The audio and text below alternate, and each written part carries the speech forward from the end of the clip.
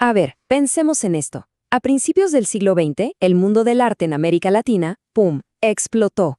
Y no fue una evolución tranquilita, fue una ruptura total, una auténtica revolución de la palabra. Se le conoció como vanguardismo y cambió para siempre la forma en que el continente se contaba a sí mismo.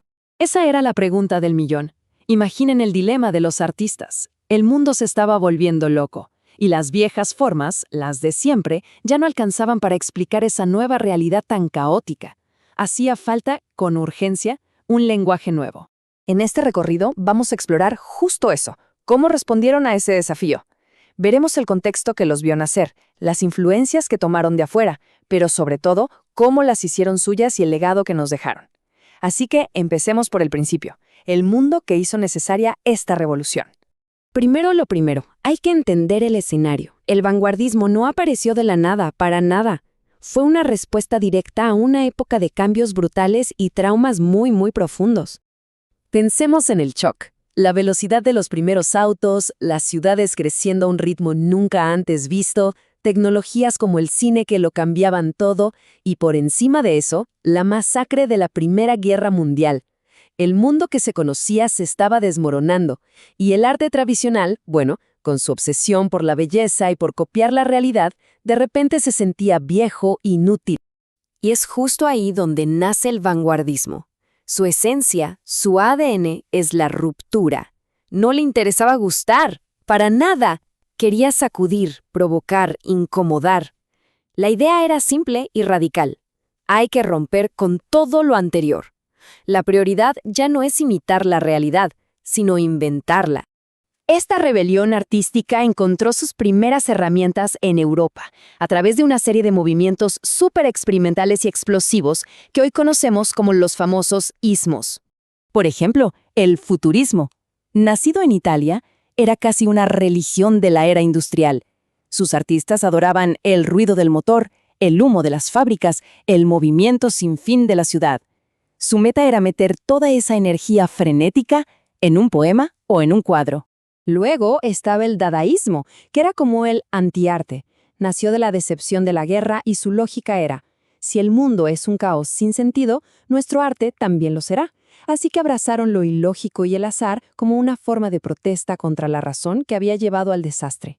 El surrealismo, en cambio, miró hacia adentro. Muy influenciado por las ideas de Freud, creía que la verdadera realidad no estaba afuera, sino en el laberinto de nuestra mente. Querían liberar el poder del subconsciente, de los sueños, para crear algo que fuera, paradójicamente, más real que la realidad misma. Y claro, detrás de cada ismo había nombres, gente que se atrevió a empujar los límites.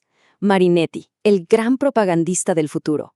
Tzara, el anarquista del arte dada. Breton, que fue como el papa del surrealismo. Y Apollinaire, que intentó hacer con palabras lo que los pintores hacían con el cubismo. Ellos básicamente crearon la caja de herramientas.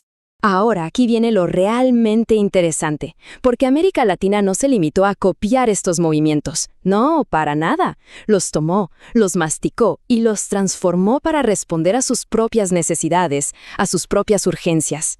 Este proceso tuvo como dos grandes momentos. Una primera ola muy de experimentar, muy conectada con lo que pasaba en Europa, y una segunda que, ya golpeada por la crisis económica del 29, se miró más el ombligo buscando una identidad propia en medio de un mundo que se caía a pedazos. Y acá está la clave de todo. Mientras en Europa la ruptura era principalmente contra la tradición del arte, en América Latina se convirtió en una herramienta de lucha política, de resistencia contra las élites. No era solo un viaje psicológico, era la búsqueda de una identidad continental. Crear un lenguaje propio era, en sí mismo, un acto de descolonización. Esta idea lo resume a la perfección. No fue un eco de Europa, fue una voz propia, original, que respondía a los problemas y sueños específicos de este continente. Bueno, dejemos la teoría. ¿Cómo se veía todo esto en la práctica? ¿Cómo usaron los escritores estas nuevas herramientas para crear sus obras? Uno de los aportes más geniales y originales de la región fue el creacionismo. Su creador, el chileno Vicente Huidobro, lanzó una idea que era una bomba. El poeta es un pequeño dios. Su trabajo no es cantarle a la rosa, sino, y cito, hacerla florecer en el poema. Se trataba de crear mundos, no de describirlos. Y este verso lo dice todo, ¿no? Cada palabra tiene un poder creador inmenso. El lenguaje no es un simple vehículo, es la materia prima para construir realidades. Acá un simple adjetivo puede darle vida o matar a un poema. ¡Qué nivel de responsabilidad! Pero la revolución no fue solo en la poesía. En la prosa, por ejemplo, tenemos al costarricense Max Jiménez. Con su obra rarísima y genial, El domador de pulgas, construyó un mundo en miniatura para burlarse del nuestro.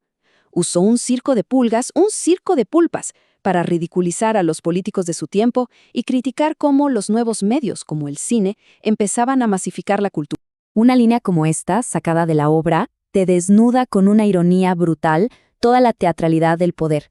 Es una muestra perfecta de cómo el vanguardismo usaba el humor y la caricatura como un arma de crítica social súper afilada. Entonces, ¿qué quedó de toda esta explosión creativa? Bueno, su influencia llegó muchísimo más lejos de lo que se podría pensar. Esta frase del manifiesto argentino Martín Fierro captura perfecto el espíritu de la época. Es un grito de apropiación, una declaración de que los artistas latinoamericanos tenían todo el derecho del mundo de tomar cualquier herramienta, viniera de donde viniera, para construir su propio universo. Fue este movimiento, con toda su audacia, el que le abrió las puertas a la gran explosión literaria que vendría décadas después, el famoso boom latinoamericano. Es que, seamos sinceros, escritores como Cortázar, García Márquez o Fuentes simplemente no hubieran sido posibles sin la rebeldía de los vanguardistas que les prepararon el camino. Y todo esto nos deja con una pregunta flotando en el aire. ¿El vanguardismo fue la respuesta a la crisis del siglo XX?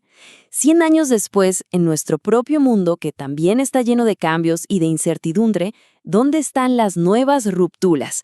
¿Qué revolución en palabras está ocurriendo ahora mismo?